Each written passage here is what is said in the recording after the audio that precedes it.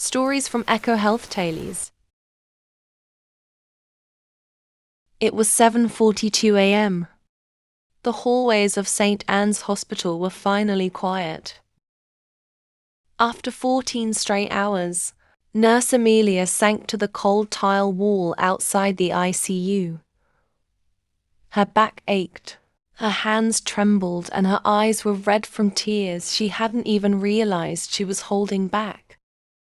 For most people, the end of a shift meant rest.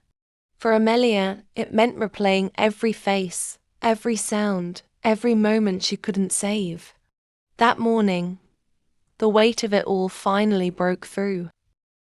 The night had started like any other. Patients coming in, monitors beeping, a fragile calm that never lasted long. But around 10 p.m., everything changed. A young boy, barely 8, was rushed into the emergency room after a car accident. His mother clutched his hand, whispering prayers that echoed through the hallways. Amelia had seen pain before, but something about this boy hit differently. He reminded her of her little brother. Same messy hair, same mischievous smile. For 4 hours, the team fought for his life. Chest compressions, medications, calls for blood. And then, silence. The monitors went flat. The mother's scream tore through Amelia's chest. All her years of training, her professionalism, felt meaningless. She excused herself and leaned against the wall. She didn't cry yet. Not then. Amelia had lost count of the nights she went home and sat in silence, still hearing the cries, still feeling the weight of hands that reached for her help. Birthdays missed, meals skipped, weekends forgotten. In the world of care, there are no holidays, only lives, waiting for someone like her. Most people think nurses just give medications and take vitals. But they carry far more. They carry stories. Stories that don't end when the shift does. No one saw the tears behind her mask.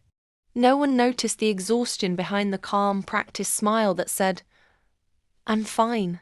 Finally, the hallway lights flickered softly. She pressed her palms to her face and let the tears fall quietly.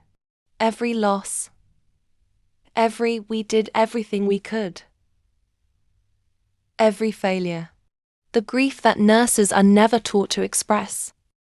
She wasn't weak. She was human. Caregivers often break in silence, pouring out so much compassion that none is left for themselves. And as she sat there, scrubs damp with tears, Amelia realized she couldn't pour from an empty cup. She needed to rest. She needed to heal. The next morning, she called her supervisor and requested 2 days off. Not surrender, but self-preservation. In choosing herself, she found quiet strength again. Sometimes, the bravest thing you can do is stop, breathe, and admit you're not okay. To every nurse, doctor, caregiver, or first responder who's ever cried after a shift, you are seen, you are valued, and you are not alone.